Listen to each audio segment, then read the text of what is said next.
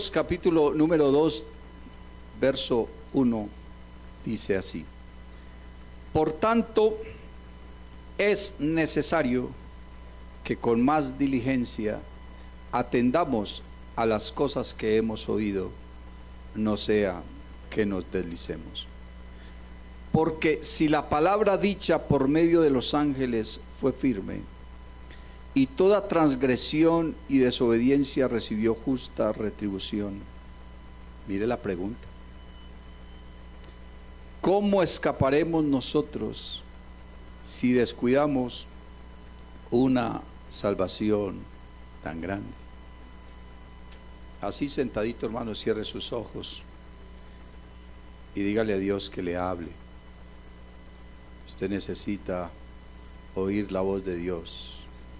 Usted necesita ser transformado por su palabra. Gloria al nombre del Señor Jesús. Padre eterno, te doy la honra y la gloria en esta hora. Señor Jesús, te reconozco y te declaro y te proclamo delante de esta congregación. Pero yo te pido, Cristo mío, que me uses de una manera especial, con gracia, con sabiduría, con revelación e inspiración, Señor, para traer una palabra de exhortación, de consuelo, de edificación, Señor, a esta iglesia que te necesita y que te ama. Habla también a mi corazón y a mi vida, porque soy el más necesitado en esta mañana. En el nombre glorioso de Jesús. Amén y amén. Gloria a Dios. Bien, mis amados hermanos, yo quisiera preguntarle a usted, aunque es algo para que se lo responda a usted mismo, no es una encuesta, pero quisiera preguntarle: ¿cuánto tiempo lleva usted de ser cristiano? ¿Cuánto hace que usted manifiesta haber conocido a Dios? ¿Cuánto tiempo lleva de ser bautizado? ¿Y qué impacto ha tenido el Evangelio en su vida? Amén. ¿De qué manera el Evangelio ha llegado no a su casa, no a su familia, sino a su corazón? Amén. ¿Qué impacto ha tenido la palabra de Dios? ¿Qué lo ha motivado a usted a seguir durante todos estos meses o años o quizás hasta décadas, a permanecer y a estar realmente en este lugar? Gloria al nombre del Señor Jesús. Creo que todo lo que es el Evangelio, la palabra, la doctrina, amén, la alabanza, los cultos, la comunión, la presencia de Dios, el bautismo, el arrepentimiento, la santidad, todo lo que tiene que ver con el Evangelio apunta a una sola cosa, amén, y es a la salvación. Entonces podría preguntarle a usted no solamente qué impacto ha tenido el Evangelio en su vida, sino realmente, hermano, qué valor tiene para usted la salvación. ¿Qué valor tiene para usted la salvación? Gloria al nombre del Señor Jesús. Si usted siente que ha valido la pena estar aquí todos estos años o todo este tiempo, bendito el nombre del Señor Jesús. Cuando hablamos del Evangelio, hermano, bueno, el apóstol Pablo dice que el Evangelio es el poder de Dios para salvación. Yo diría más bien que eso es lo que hace el Evangelio, porque pues, la palabra Evangelio simplemente son buenas noticias, amén.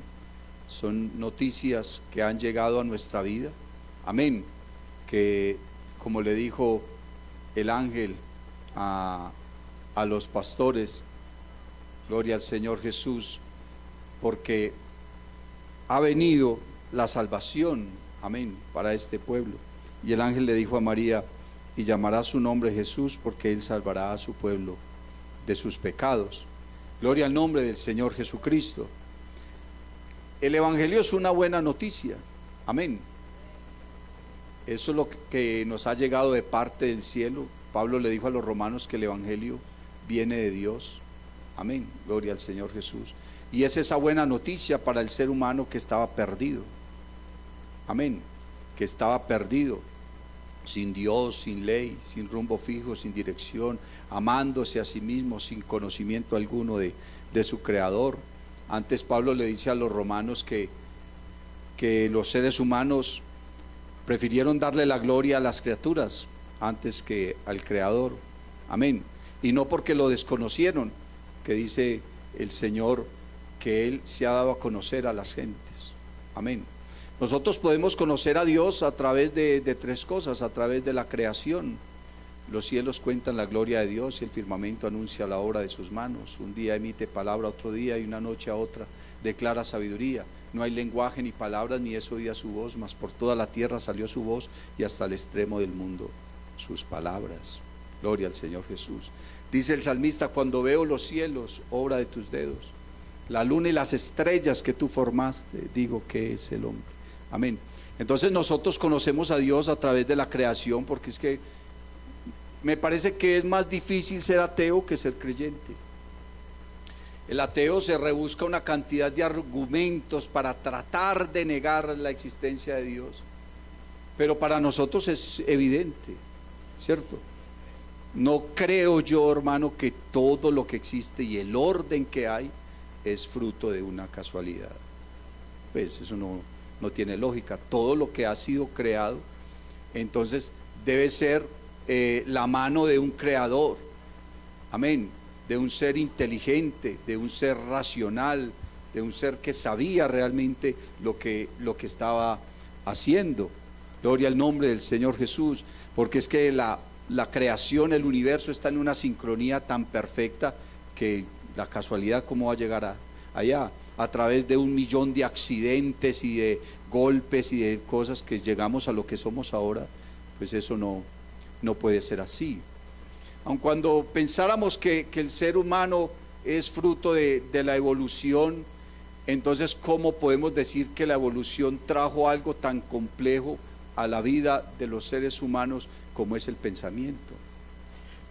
¿Sabe que la ciencia no ha podido, hermano, llegar a la verdad de la razón por la cual el ser humano sueña? ¿Cierto? Porque nosotros soñamos, porque nosotros pensamos, ¿cierto? Porque nosotros nos apasionamos por las cosas, porque tenemos emociones, amén, unas positivas, otras no tan positivas, pero eso no puede ser fruto de una casualidad.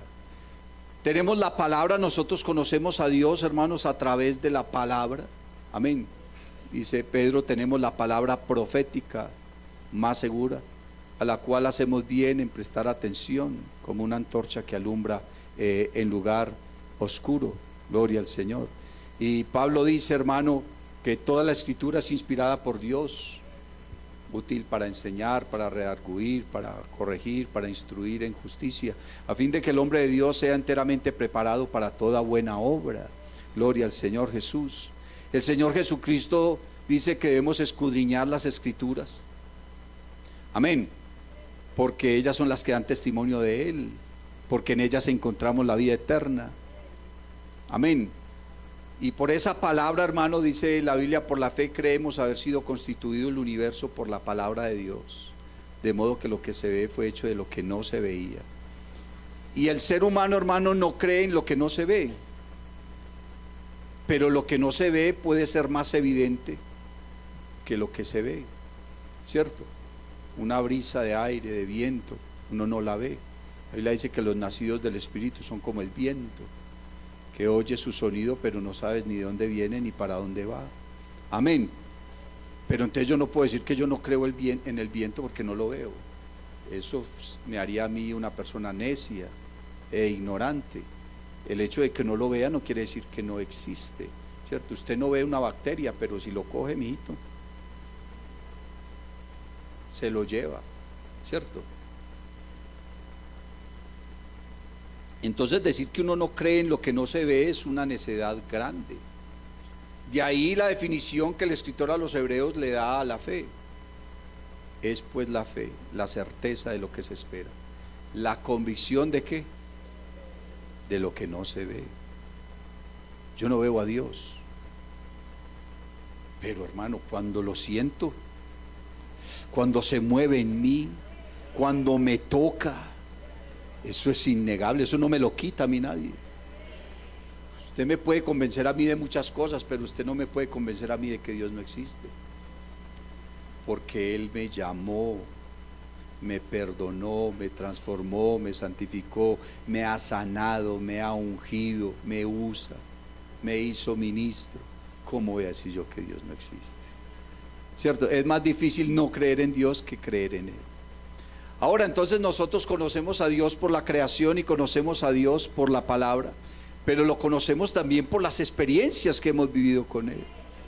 Levante la mano a alguien que el Señor lo haya sanado. Levante la mano a aquel que el Señor lo haya perdonado. Levante la mano a los que hayan recibido el Espíritu Santo. ¿Y qué produce en ti eso? Una certeza, una convicción, una seguridad que el mundo se puede venir abajo, se puede poner patas arriba, pero yo sigo creyendo en Dios. ¿Por qué? Porque Él ha hecho cosas en mi vida que no las podía hacer nadie. Alabanzas al nombre de Jesús.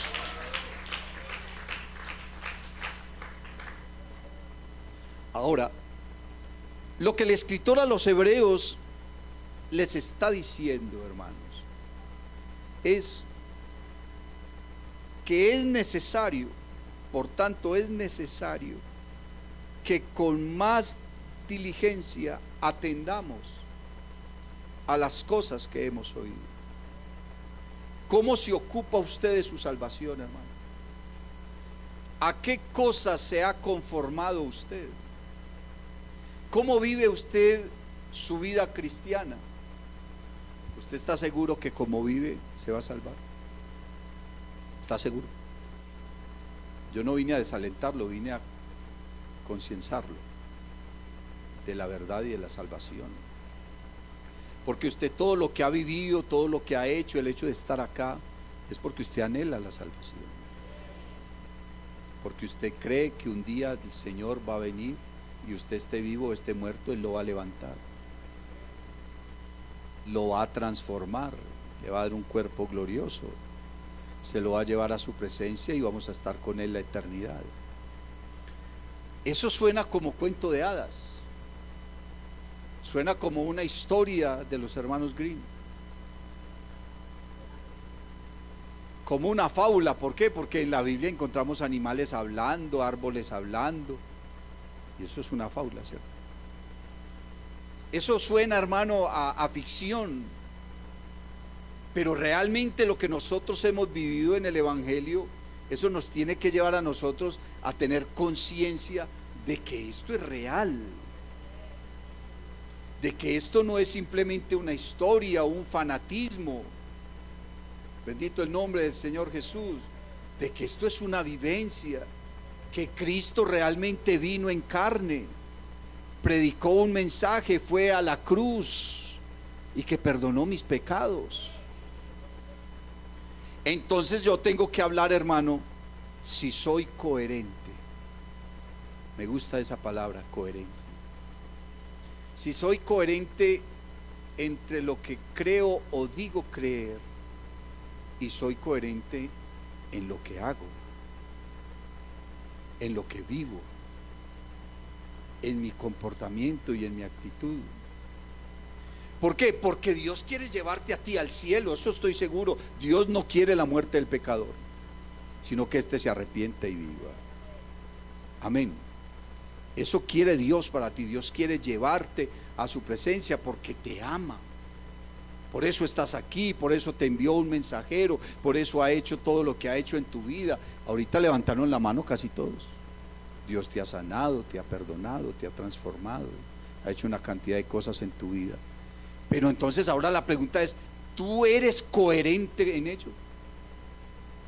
Porque es que nosotros salimos a hablar del Evangelio, hermano, y hablamos hasta muy bonito. Uno escucha a gente hablando del Evangelio y uno dice, uy, qué belleza. Pero cuando uno analiza la vida de esa persona, Uno dice, a ver, aquí hay algo que no me cuadra. Amén. Porque es que la Biblia dice que lo que sabemos hablamos y lo que hemos visto testificamos. Pero hay gente que habla de cosas que no cree. La gente habla de cosas que no vive. La Biblia dice, ¿tú qué predicas? Ay, no se lo sabe. Hey, Juan David, ¿qué es eso? ¿Tú qué predicas? Predícate a ti. Tampoco lo sabe. Uy, qué vergüenza. Tú que predicas, predícate a ti mismo. Porque es que el asunto de la salvación, hermano, no es como yo decía cuando era inconverso. Yo conozco el evangelio de niño. Tenía 2, 3 años cuando mi mamá comenzó a asistir a la iglesia y yo iba a la iglesia. Pero hubo un momento a la edad de 9, 10 años más o menos que no quise volver al culto y me fui al mundo. Y yo decía no, porque yo creía que en la salvación, eso me quedó a mí. Yo iba a escuela dominical, yo fui instruido en escuela dominical. Y cuando estaba ya sumido en el pecado, hermano, yo lo que decía era que cuando el Señor viniera yo me pegaba de la falda de mi mamá, que bien larga la tenía. Pero ahora entiendo que no es así. Ahora entiendo que no es así. Usted ama mucho a su hijo, a su esposo, a su esposa, a su mamá, a su papá, pero ellos son inconversos. Y si el Señor viene, usted se va y su mamá, su papá, sus hermanitos, sus hijos, su esposo, su esposa, se quedan. No se van a ir pegados de su falda. Quiere decir que yo no me voy a salvar porque mi mamá sea muy consagrada.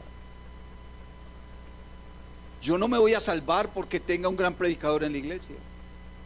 Yo no me voy a salvar porque doy diezmos o porque doy un voto. Eso no, yo no me voy a salvar por eso. Porque otro ora por mí. Gracias a Dios por los que oran por mí. Pero si otros oran por mí, yo no oro.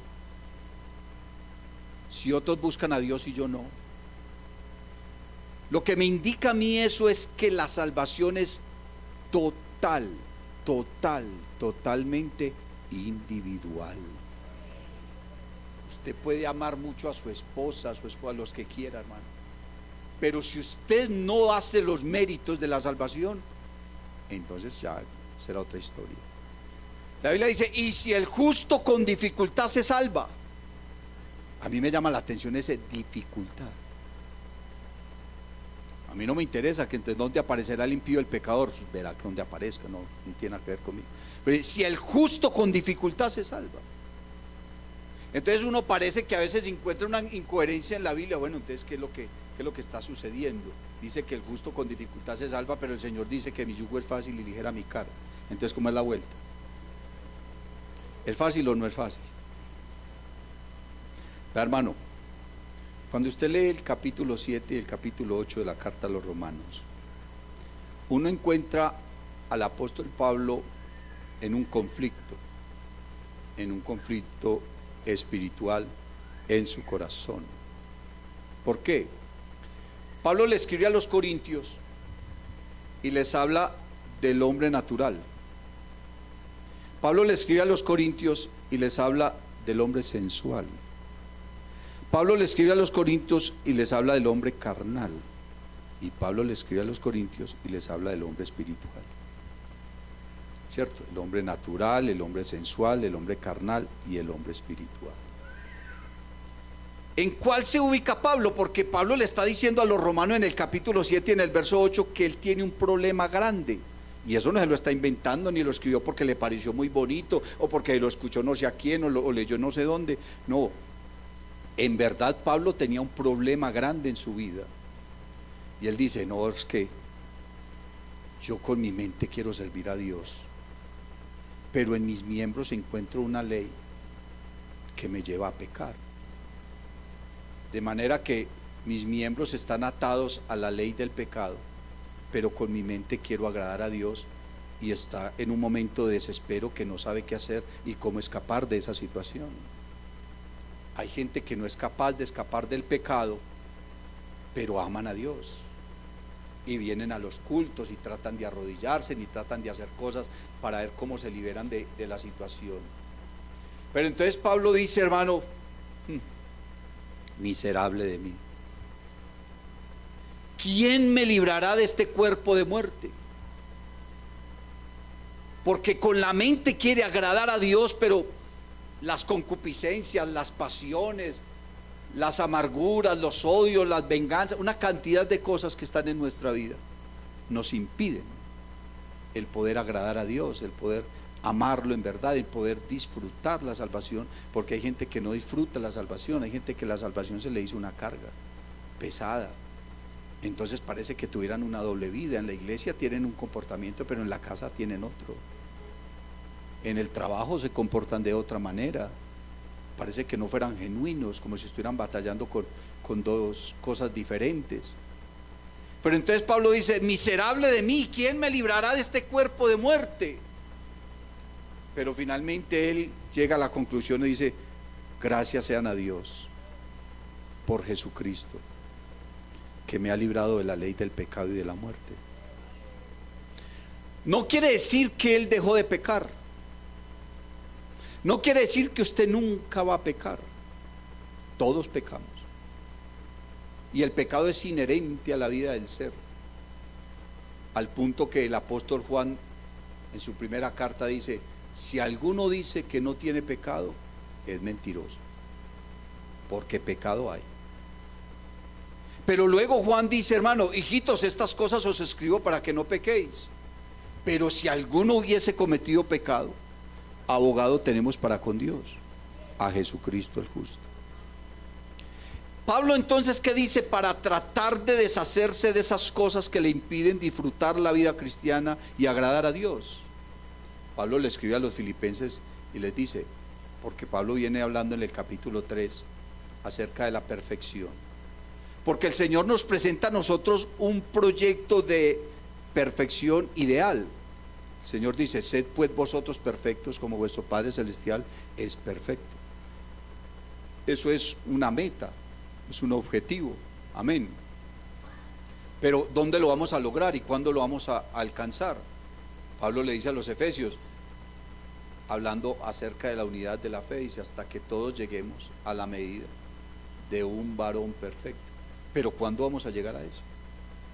Pablo le dice a los filipenses, hermanos, yo mismo no pretendo haberlo ya alcanzado. ¿Qué cosa? La perfección. Yo mismo no pretendo haberlo ya alcanzado.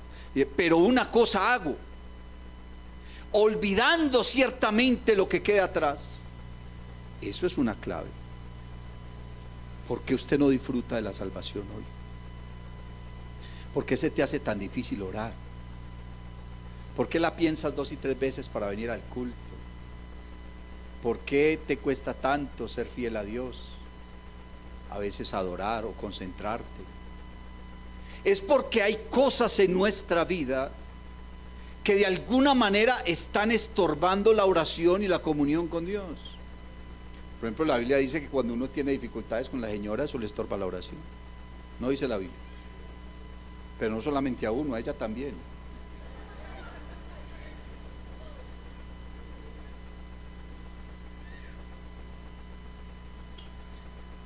Hay cosas que estorban la oración, la consagración, la fidelidad, el sentir la presencia de Dios.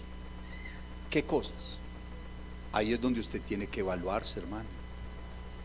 Porque usted dice, hermano, yo me convertí al Evangelio, yo conocí a Dios, yo nací de nuevo, me hice bautizar, recibí el Espíritu Santo, yo predico, yo hago una cosa y la otra. Pero cuando se arrodilla a orar, a los 10 minutos está desesperado. Cuando viene al culto no ve la hora que se acabe.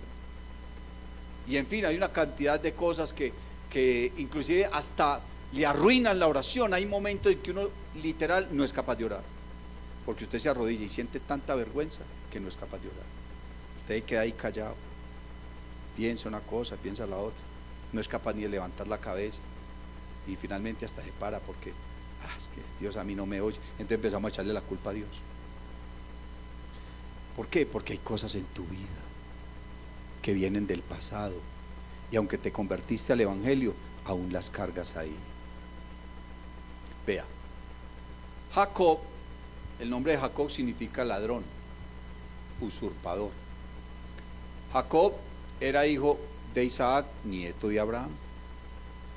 Y Jacob era el hijo segundo de Isaac, no fue el primogénito fue Esaú, ¿cierto?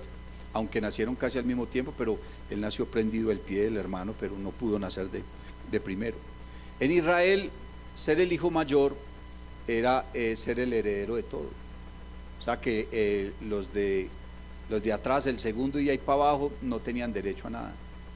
Todos los derechos los tenía el hijo mayor. Pero en nuestra cultura el hijo mayor es el que más duro le cascaron. A usted no le dieron más duro que a sus hermanos. Su ropita, la ropa del primo, la ropa de no sé quién. Son los niños los que llegaban a estrenar. En nuestra cultura al revés. Pero en Israel ser el hijo mayor tenía todos los beneficios. Cuando Isaac iba a darle la bendición a su hijo mayor, pues Jacob, con la ayuda de su madre, lograron engañar al papá para que la bendición se la diera a él, ¿cierto? No solamente la bendición espiritual, sino el hecho de poder recibir, o el derecho de recibir toda la herencia, todo eso, ¿cierto? Ellos engañaron a su padre. Esaú se dio cuenta, hermano, y persiguió a su hermano y lo quería matar. Jacob salió huyendo, corrió. Llegó a un lugar llamado Betel, que significa casa de Dios. Allá tuvo una visión, él se acostó a dormir, puso una piedra ahí, ¿cierto? Como le caía la orejita ahí contra la piedra. Ahí se quedó en esa piedra, pero tuvo una visión, vio una escalera, ángeles descendían y subían y escuchó la voz de Dios que le hablaba, ¿cierto? Y entonces Jacob allí supuestamente conoció a Dios. Usted puede decir, hermano, yo conocí al Señor, yo me hice bautizar. Claro que sí. Pero Jacob siguió huyendo. Dios le cambió su nombre de Jacob por Israel, significa príncipe de Dios. Pasó de ser un ladrón a ser un príncipe. Dios, claro, le cambió hasta el nombre. Y él se fue, llegó a la casa de su tío. En la casa de su tío fue engañado. Engañador, engañado. Estuvo como 20 años allá en la casa de su tío, ¿cierto? Pero cuando Jacob tuvo que huir de la casa de su tío, porque él le tocó escaparse literalmente de allá, cuando venía, llegó a un lugar llamado Peniel. Él se dio cuenta que su hermano venía a encontrarlo. Dijo, no, mi hermano venía a matarme después de más de 20 años y me quiere matar todavía. Entonces mandó, hermano, una comisión con ganados, con regalos. Vea, llévenle a mi hermano esto y aquello. Y él se fue a Peniel y allá se puso a orar. Descendió un varón del cielo, o sea, el Señor, y comenzó a luchar con él. No que comenzó a pelear, a hacer puño ahí, no. Fue una lucha espiritual por la bendición de, si no me bendices no te dejo ir. Pues nosotros nos arrodillamos, ni queremos recibir la bendición y dejamos que el Señor se vaya. No peleamos espiritualmente por la bendición, nos conformamos. Bendito el nombre del Señor. Venimos a un solo culto y ya creemos que toda la semana pasó con eso, o el mes. No peleamos por la bendición. ¿Por qué? Porque no tenemos un valor, hermano, por la presencia de Dios. Parece que no tuviésemos sed, que no tuviésemos hambre. Pero el que tiene sed va y busca el agua. El que tiene hambre busca la comida. Pero Jacob no se quiso conformar y él comenzó a luchar por la bendición. Y dice la Biblia que el ángel lo hirió entonces aquí en el costado, ¿cierto? Y hay unas palabras, hermano, de Jacob que a mí me llaman mucho la atención y es a donde quiero llegar para que usted piense realmente. Él conoció a Dios en Betel y ahí Dios le cambió el nombre y seguramente cambió su vida. Pero Jacob en Peniel dice, vi a Jehová cara a cara. ¿Y sabe qué dice? Y fue librada mi alma. 20 años conociendo a Dios y su alma seguía atada. Increíble, me parece. 20 años asistiendo a culto, oyendo predicación tras predicación, hasta predicando, cantando, alabando, evangelizando, pero con su vida, con su alma todavía atada. Con su alma todavía atada. No ha podido ser libre. Por eso Pablo dice, Hermanos, yo mismo no pretendo haberlo ya alcanzado, pero una cosa hago, olvidando ciertamente lo que queda atrás. Ahí es donde usted tiene que poner un retrovisor y mirar hacia atrás y decir, ¿qué ha pasado con mi vida espiritual? ¿Qué ha pasado con mi fe? ¿Qué ha pasado con lo que yo he creído, con lo que he recibido? Yo siempre pongo un ejemplo. Cuando uno llega a la iglesia, cuando uno llega al evangelio, hermano, uno le dan doctrina, uno comienza a escuchar la palabra y uno recibe unas enseñanzas y unos fundamentos a los cuales uno se aferra, ¿cierto? Y aprende el celo de las cosas de Dios. Pero a medida que va pasando el tiempo, porque el peor enemigo del cristiano no es el diablo, sino el tiempo. Cuando va pasando el tiempo, entonces uno se va conformando y uno comienza a mirar lo que otros hacen. Ay, el líder tal, la líder tal, el pastor tal. Que uno comienza a fundamentar su vida espiritual en lo que otros hacen. Ah, pero como la hermana fulana sí se viste así, como el hermano fulano no sé cuánto. Entonces, cuando uno comienza a fundar su vida espiritual en lo que otros hacen, entonces uno quiere hacer lo mismo.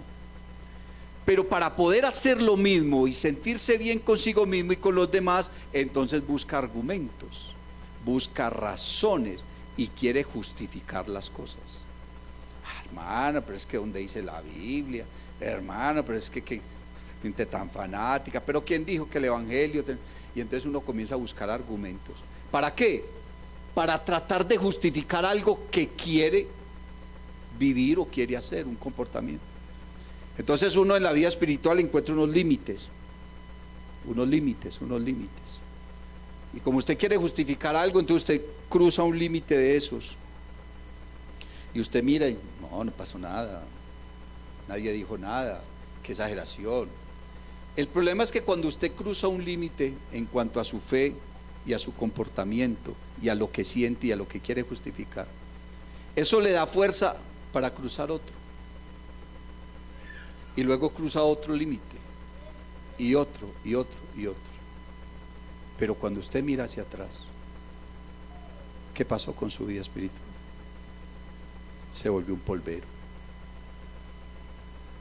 El Señor le dijo a la iglesia de Éfeso a través de Juan: yo conozco tus obras y tu arduo trabajo y tu servicio, y que has luchado y has sufrido, y dice el Señor, pero tengo contra ti que has dejado tu primer amor. Hay creyentes, hermanos, amargados con su esposa, con su esposo, con sus padres, con un vecino, con un pastor, con Dios. Yo escuché una predicación de un pastor en una ocasión y la tituló Perdonando a Dios. Yo conozco gente que no ha perdonado a Dios porque no aceptan lo que Dios ha hecho. Dios, ¿por qué tenía que llevar a mi mamá? Allá en el Diamante dejé un muchacho que no perdona a Dios porque Dios se llevó a su papá en el COVID. Fue algo extraño. Entró allá por un dolor de cabeza y a los 2 días muerto. No, fue de COVID. Pues cosa extraña ahí. Y él no ha podido perdonar a Dios. Cuando uno no es capaz de perdonar, eso le estorba su vida espiritual. Eso le estorba su oración, le estorba su consagración. Y es posible que venga al culto y llore. Es posible que hable en lenguas. Pero el hablar en lenguas no te garantiza a ti que te vas para el cielo. Si yo hablase lenguas humanas y angélicas y no tengo amor. O sea que hay gente que habla en lenguas y no tienen amor. El ser un buen predicador no hace que tengas amor. El ser un buen líder no quiere decir que tengas amor, porque tienes una amargura ya con algo o con alguien, y eso ponzoña, hermano, tu corazón y no te deja crecer espiritualmente, y hasta te puedes perder, porque si no perdonas te vas a perder. Lamentablemente te vas a perder. Hay gente que está cargando en su corazón, hermano, algo, un engaño, algo que nadie sabe, pero usted lo tiene ahí. Y la Biblia dice, hermano, que el que confiesa su pecado alcanza misericordia, pero el que lo oculta en él perece. Uno cree que hay doctrinas, hermano, que son de hombres. Por ejemplo, la doctrina de la confesión. Nosotros creemos que eso es de hombres, pero eso no es de hombres, está en la Biblia. La Biblia dice que si alguno está enfermo, llame a los ancianos de la iglesia, que oren por él. Dice, y si hubiese cometido pecado, le será perdonado. Confesaos vuestras ofensas los unos a los otros. Si usted llama a alguien, hermano, que sea sabio, que sea prudente, que sea de honra, en quien confiar, y usted le cuenta lo que pasó, entonces usted se libera de esa carga. Pero si usted se queda ahí con ella guardada, eso le va a corcomer y le va a matar. ¿No ve que el salmista dice que cuando él escondió su pecado, hermano, sus huesos se envejecieron? En mi gemir todo el día, dice él, comenzaron a carcomer su alma mientras tenía ese pecado ahí oculto, porque no a nadie lo sabía. Y Dios tuvo que descubrirle el pecado, porque si Dios no le descubre el pecado, David se pierde. Y él se mostraba muy campante ante todo el mundo, y cierto, el rey y tal cosa. Pero cuando llegó el profeta, hermano, y lo descubrió, ¿él qué hizo? Se fue para el altar llorando. Ten piedad de mí, oh Dios, conforme a tu misericordia, conforme a la multitud de tus piedades, borra mis rebeliones. Lávame más y más de mi pecado y límpiame de mi maldad, porque contra ti solo he pecado y hecho lo malo delante de tus ojos.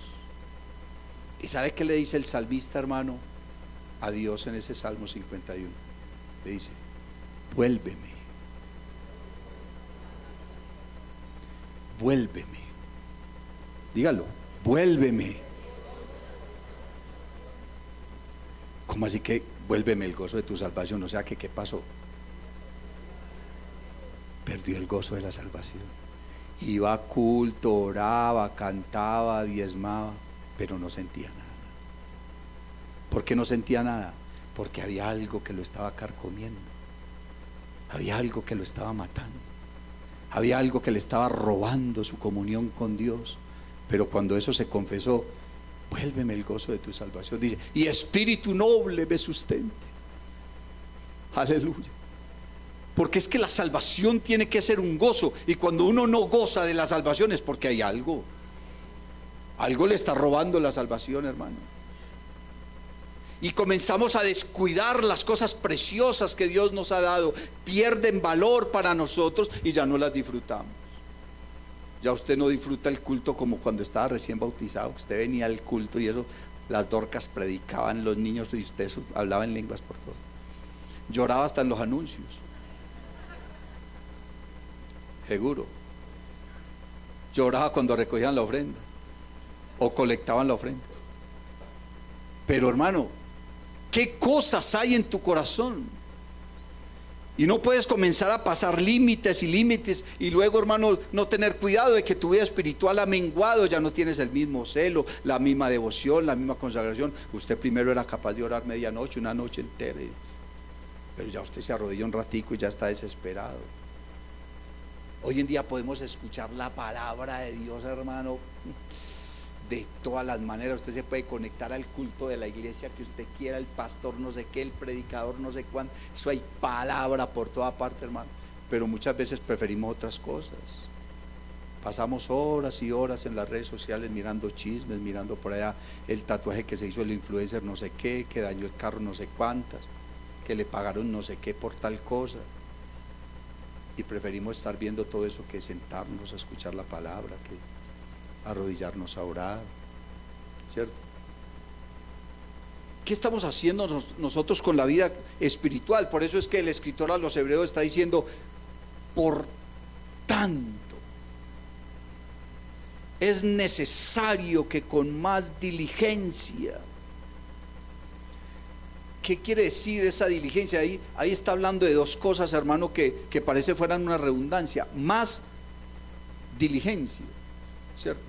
Como nosotros cantamos todo poder, eso es una redundancia. Todo indica algo sin excepción y el poder es también algo grandioso, pero en la Biblia no hay redundancias. ¿Por qué? Porque los escritores a veces no encuentran la manera de poder describir algo. Por ejemplo, Juan hablando del amor de Dios no supo cómo describirlo. Dice, porque de tal manera amó Dios al mundo. ¿A qué quiere decir o a qué se refiere cuando toma esa expresión de tal manera? Simplemente no encontró las palabras adecuadas, investigó, escudriñó, oró, preguntó, indagó, pero no encontró unas palabras que pudiesen definir realmente el amor de Dios tan grande, y se tuvo que limitar a decir: no, es que de tal manera. Ya usted es el que tiene que mirar qué aplicación tiene esa expresión. Es que de tal manera amó Dios al mundo, ¿cierto? Entonces lo que tiene que hacer es lo que hizo, que ha dado a su Hijo unigénito para que todo aquel que en él crea no se pierda. Amén, gloria al Señor Jesús. Eso es lo que él tiene que decir. Y el profeta dice, hermano, que el amor de Dios excede a todo conocimiento. Entonces cuando dice, por tanto es necesario que con más diligencia, está queriendo decir que no es que no sea diligente, pero la diligencia que tiene, que la palabra diligencia habla es de prontitud, de afán. Hágale pues, es que hermano, es que es de una, es que no hay tiempo. Que nosotros nos hablan, hermano, de que Cristo viene y gritamos gloria a Dios, nos emocionamos, hermano, es que vienes, pero es que está a las puertas. Pero ¿qué efecto tiene eso en nuestra vida? Porque nos vamos del culto y parece que se nos olvida que realmente Cristo viene, que está a las puertas. Y miramos todo lo que está sucediendo en el mundo, lo que está sucediendo con Israel, y ay, hermano, no, es que si la venida del Señor está cerca, pero no tiene ningún impacto en nuestra vida. Porque es que el sentido de la palabra de Dios no es oírla, sino hacerla. Cualquiera pues que me oye estas palabras y las hace, le compararé a un hombre sabio que edificó su casa sobre la roca. Amén. Pero si usted las oye y su vida sigue igual, no permite que la palabra tenga el impacto en su vida que debe tener, y una transformación en su ser, en su actitud y en su manera de pensar. Porque la palabra tiene que tener un impacto, hermano, en nuestra actitud, en nuestra manera de pensar, en nuestra manera de vivir, en nuestra manera de ser. No es posible que usted salga del culto y vaya a su casa a una pelea, a una discusión, a maltratar a la gente, a decir vulgaridades, a no pagar sus deudas, a pretender engañar a otro, a hacer un mal negocio. Eso no es posible, porque entonces usted, ¿qué fue lo que recibió pues? Entonces no es coherente. Pero Dios al cielo va a llevar es gente que sea coherente. ¿De qué le sirve a usted, hermano, estar en el Evangelio 20, 30 años cuando el Señor levante la iglesia, quedarse aquí? Es que la Biblia dice que el que corre en el estadio tiene que correr de tal manera que gane. A una maratón, hermano, van 500, 1000 personas, pero solamente gana uno. Entonces, ¿cómo tiene que correr usted? ¿De qué manera tiene que correr usted? Pues porque es que el reino de los cielos, hermano, es algo tan grande y tan glorioso, que lo que nosotros estamos haciendo en esta tierra y en este mundo es simplemente pasar una prueba. Esto aquí es un ratico. Alguien decía, no, hay que disfrutar la vida porque la vida es muy cortica. No, no, no, no, hay que servir a Cristo porque la eternidad es muy larga. Y uno perderse, hermano, no paga. No paga. Lo maravilloso de todo esto es poder ser salvo. Que cuando Dios nos llame y diga, sube acá, nosotros podamos oír. Estemos vivos o muertos, podamos oír. Eso es la salvación, a eso se refiere este escritor. Entonces, cuando Pablo habla de las cosas, hermano, que le impiden su vida espiritual, él comienza a pensar, yo tengo que comenzar a deshacerme de lo que me está obstruyendo la vida espiritual. Dice la Biblia, despojémonos de todo peso y del pecado que nos asedia. Porque nosotros a veces, hermano, queremos aferrarnos de la palabra acerca solamente de lo que habla de pecado, pero hay cosas que no son pecado, pero afectan tu vida espiritual. Todo me es lícito. Entonces no solamente mirar si algo es pecado o no, es mirar, ¿me conviene o no me conviene? ¿Me perjudica o no me perjudica? ¿En qué me edifica esto? Cuando usted vaya a hacer algo, usted tiene que decir, bueno, ¿esto que voy a hacer me edifica o no me edifica? ¿Me es o no me es de bendición? Porque la Biblia dice que la bendición de Dios es la que enriquece y no añade tristeza. Entonces, si usted hace algo, hermano, que al final le va a traer remordimiento, tristeza, división, entonces eso no era de Dios. Que la bendición de Dios es la que enriquece y no añade tristeza. Alabanzas al nombre de Jesús. Entonces, ¿qué hizo Pablo para deshacerse de todo eso? Llegó a una conclusión y dijo: lo único que yo puedo hacer es morirme todos los días. Cada día muero. Porque la vida espiritual tiene que ser una lucha diaria, una constancia. Usted tiene que batallar contra sus pasiones, contra sus deseos, todos los días. Se despierta en la mañana, hermano, y lo primero que encuentras ahí la tentación para lo que sea. En la tarde, en la noche, en todo momento, en la calle, en la universidad, en el trabajo, donde usted quiera que esté, siempre está ahí la tentación, está ahí la tendencia, la inclinación. La Biblia dice que cuando alguno es tentado, no diga que es de parte de Dios, que Dios no tienta a nadie ni puede ser tentado, sino que cada uno cuando de su propia concupiscencia.